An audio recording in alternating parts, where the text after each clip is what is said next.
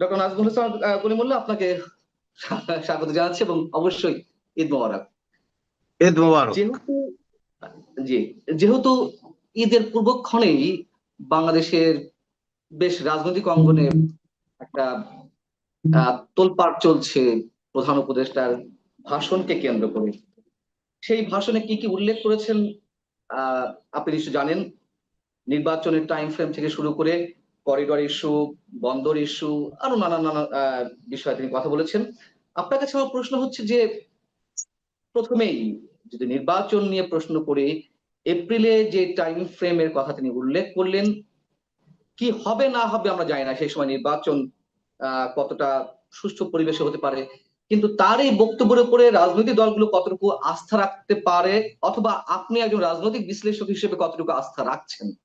ধন্যবাদ। দেখুন, আমরা যখন স্কুলে পড়তাম তখন এপ্রিলের 1 তারিখে আমরা খুব মজা করে এপ্রিল ফুল করবার চেষ্টা করতাম সবাইকে। অর্থাৎ এপ্রিল মাস হচ্ছে বোকা বানানোর মাস।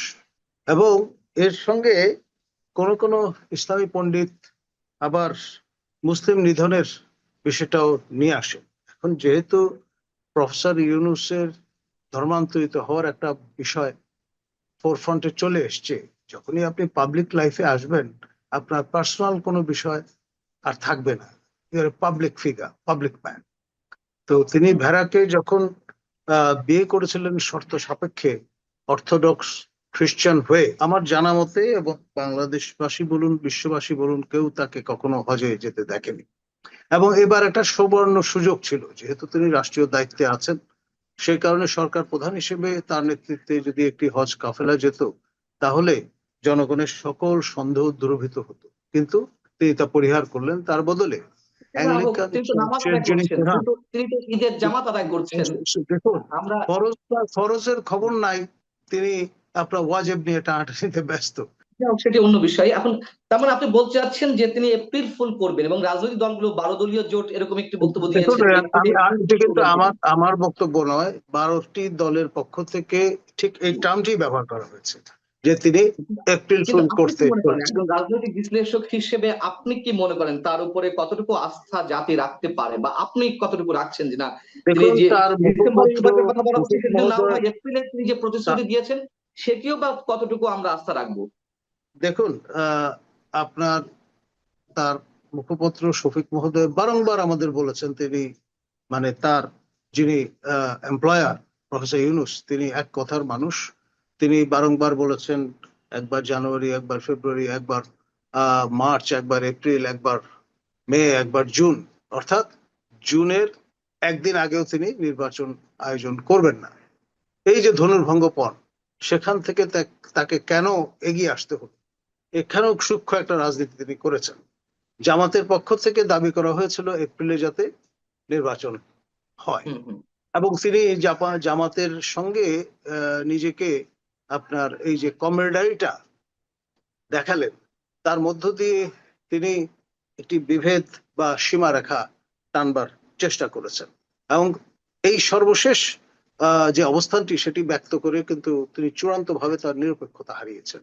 তার সরকারের অধীনে নির্বাচন হলে কেউ এই নির্বাচনকে আর গ্রহণযোগ্য বলে বিবেচনা করবে বলে আমার মনে হয় না। আর বিএনপির পক্ষ থেকে যে প্রেস বিজ্ঞপ্তিটি হাজির করা হয়েছে সেটিও কিন্তু তার জন্য খুব ভালো সুখকর বার্তা নয়। আপনার তাৎক্ষণিক যে প্রতিক্রিয়াগুলো আমরা দেখেছি, আমাদের নূর থেকে শুরু করে, প্রিন্স থেকে শুরু করে, আপনার খেলাফত মজলিস থেকে শুরু করে, কম বেশি সবাই কিন্তু নানান রকমের প্রতিক্রিয়া ব্যক্ত করেছেন।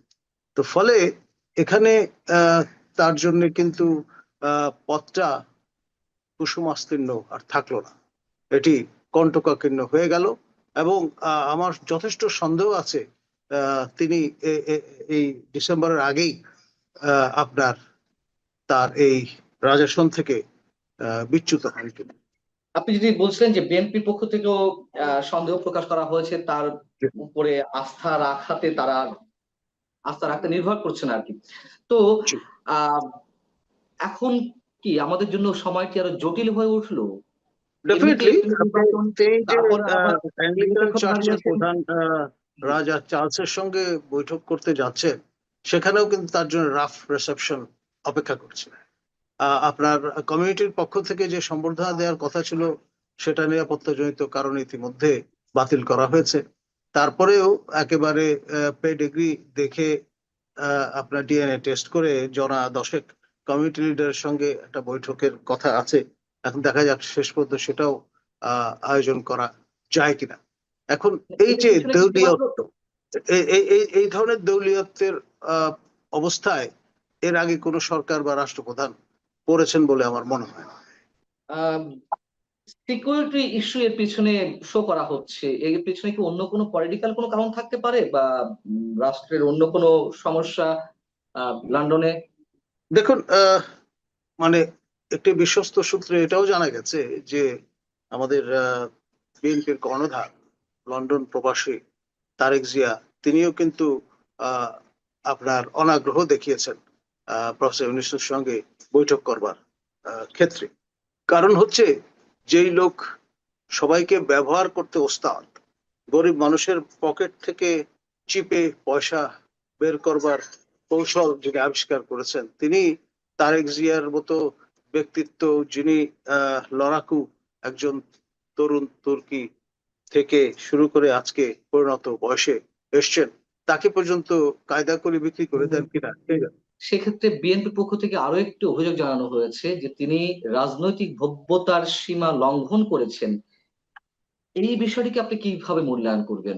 আমি আমি যেটি বলবো যে একজন অনির্বাচিত ব্যক্তি হয়েও তিনি যেভাবে এই চট্টগ্রাম বন্দর ইস্যুতে আহ যারা প্রতিবাদ করবেন, বাধা দেবেন, তাদের প্রতিহত করবার ঘোষণা দিয়েছেন, আহ্বান জানিয়েছেন। এখন জনগণের বিরুদ্ধে নিজেকে দাঁড় করানোর যে ইন্টেন্ট বা এরাদা তিনি ব্যক্ত করেছেন, তার মধ্য দিয়ে তিনি কিন্তু নিজেকে গণধিকৃত একটি অবস্থানে দাঁড় করাবার চেষ্টা করেছেন, যা কখনোই কাম্য হতে পারে না। একটি অবাধ, সুষ্ঠু, নিরপেক্ষ নির্বাচন তিনি উপহার দিতে পারবেন, বা সেই সরকার উপহার দিতে পারবে যেটি শতভাগ নিরপেক্ষ।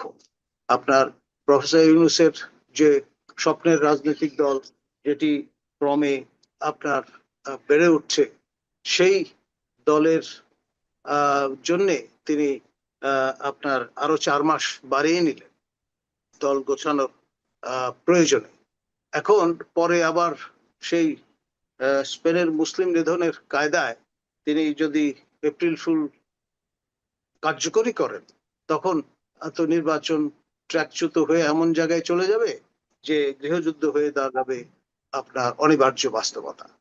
এখন এই যে যুদ্ধের হুমকি তিনি দিচ্ছেন চট্টগ্রাম বন্দর ইস্যুতে, এখন ভাবটা এরকম যে চট্টগ্রামের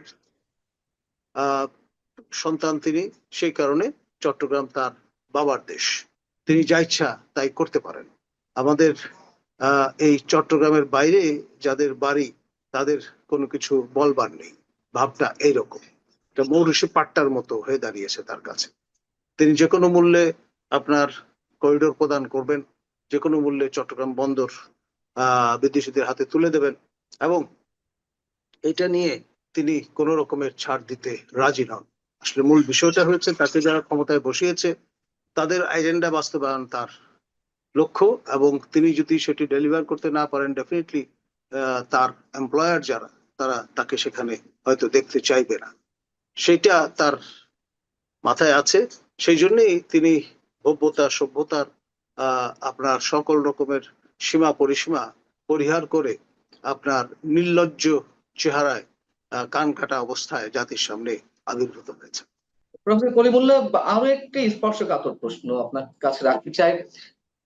সেনা প্রধানত করিডোরের বিরুদ্ধে কথা বলেছেন রাষ্ট্রের স্বার্থে, এবং একই সঙ্গে বন্দর বিদেশিদের হাতে তুলে দেওয়া হবে না সেই সতর্ক বার্তাও তিনি দিয়েছেন সবার উদ্দেশ্যে। তিনি কি একই সঙ্গে সেনাবাহিনী, বিএনপি কিংবা আর যারা বিরোধিতা করা বা করছেন, আপনি থেকে শুরু করে আমরা সবাই যারা দেশের স্বার্থে কথা বলছি, সবার বিরুদ্ধে প্রতিহত করার ঘোষণা দিয়েছেন? মানে সবাইকে প্রতিহত করার ঘোষণা আপনার কাছে এরকমটা মনে হয়? দেখুন, প্রফেসর ইউনূস যেহেতু বিদেশি স্বার্থের প্রতিভূ, সেই কারণে তিনি আমরা বনাম বিশ্ব এইরকম একটি ব্যাটল লাইন ড্র করবার চেষ্টা করছেন। আমাদের মাননীয় সেনাপ্রধান is a gentleman per excellence, এবং সেই পারিবারিক ট্র্যাডিশন আছে বলেই তিনি কিন্তু আজকে দুপুরে সস্ত্রীক আপনার মাননীয় প্রধান উপদেষ্টার সঙ্গে ঈদের সৌজন্য সাক্ষাৎ করতে গিয়েছেন। এবং তার দিক থেকে ইটস এ গুডউইল জেস্চার। তারপরেও যদি প্রফেসর ইউনূস ট্র্যাকে না আসেন, তাহলে আসলে সবার জন্যই সেটি হবে রীতিমতো অনাকাঙ্ক্ষিত নাজুক একটি পরিস্থিতি। আপনার কাছে আমার শেষ প্রশ্ন, আহ ঈদের পরে অনেক ধরনের কানাঘুষা চলছে, টার্বুলেন্ট সিচুয়েশন তৈরি হবে দেশে, একটা অস্থিতিশীল অবস্থার মধ্যে বাংলাদেশ যেতে চলেছে খুব শিগগিরই। আপনি কি এমনটা মনে করছেন, নাকি এগুলো সব গুঞ্জন কিংবা রিউমার, প্যানিক সৃষ্টি করার মতন কিছু? দেখুন, আজ পর্যন্ত এই সরকার প্রায় 10 মাস পার করেছে, যাবতীয় যা কিছু বলেছে তাই করেছে, এবং তার উপদেষ্টা পরিষদের পক্ষ থেকে মাহফুজ মহোদয় তো গৃহযুদ্ধের আগাম বার্তা দিয়েই রেখেছেন। সুতরাং এই ঈদুল আজহার পর, এই ছুটির পরে যে সময়টা, সেটি আমার মনে হয় খুবই ঝঞ্ঝা বিক্ষুব্ধ একটি সময় আমাদের অতিক্রম করতে হবে। এবং এই যুদ্ধে হয় প্রফেসর ইউনূস গদিচ্যুত হবেন, এবং আপনার একটি অবাধ, সুষ্ঠু, নিরপেক্ষ নির্বাচন উপহার দেওয়ার উপযোগী একটি নিরপেক্ষ সরকার ক্ষমতায় আসবে, নতুবা আমাদের একটি যেটাকে বলে ইলেকশন ইঞ্জিনিয়ারিং প্রত্যক্ষ করতে হতে পারে। ইলেকশনের নামে দেখা যাবে যে এই 21st সেঞ্চুরির সবচাইতে বড় ফার্স আমাদের প্রত্যক্ষ করতে হচ্ছে। আমরা চাইব দেশ লাইনচ্যুত না হোক, ট্র্যাকে থাকুক, এবং এই কোনো কোনো দলের নেতৃবৃন্দের ভাষায় এই সিন্ধাবাদের বুড়ো দত্ত, বিশেষ করে আমাদের বিএনপির জ্যেষ্ঠ নেতা মির্জা আব্বাস, তিনি বলেছেন, এই তুলনাটি দিয়েছেন যে সিন্দাবাদের বুড়ো যাতে আমাদের ঘাট থেকে নেমে যায়, জাতি পরিত্রাণ পায়। আপনি এই মুহূর্তে যে কথাগুলো বললেন তার মধ্যে তিনটি বিষয়, একটি হচ্ছে যে ডক্টর ইউনূস গদিচ্যুত হতে পারেন সেই সম্ভাবনা রয়েছে, আরেকটি হচ্ছে যে তিনি এই অবস্থায় থেকে একটা ইঞ্জিনিয়ারিং এর মধ্য দিয়ে একটা ইলেকশন তিনি করতে পারেন, আহ আরেকটি বলেছেন যে একটা নতুন সরকার আসতে পারে। তিনটেই কাছাকাছি। একটা হচ্ছে ইলেকশন ইঞ্জিনিয়ারিং করলে তিনি তার বিরুদ্ধে জনরোষ তৈরি হবে, সেখান থেকে তার গদিচ্যুত হতে পারে, আবার সেখান থেকে তোমার নতুন সরকার গঠন হতে পারে। আপনি কি আরেকটু ক্লারিফাই করবেন আমাদেরকে যে কি হতে যাচ্ছে, মানে অদূর দেখুন, ভবিষ্যতে সংখ্যার এটি মধ্যে রয়েছে, যদি আমাদেরকে এই দ্বিতীয় ধরনের আলোচনা করতে অন্তর্বর্তী হচ্ছে। সরকার। প্রথম জি। অন্তর্বর্তী সরকার আমাদের একটি সেরা নির্বাচন উপহার দিয়েছিল জাস্টিস শাহাবুদ্দিনের নেতৃত্বে, এবং 90 দিনের মাথায় তারা সমস্ত কাজকর্ম সেরে যে যার বাড়ি ফিরে গিয়েছিলেন। এখন দ্বিতীয় অন্তর্বর্তী সরকার আপনার এই নির্বাচনের দোহাই দিয়ে আপনার একের পর এক বিভিন্ন অজুহাত হাজির করে 10 মাস তো পার করে দিয়েছেন। জি। একজন শিশু ভূমিষ্ঠ হওয়ার জন্য 10 মাসের বেশি সময় লাগবার কথা নয়।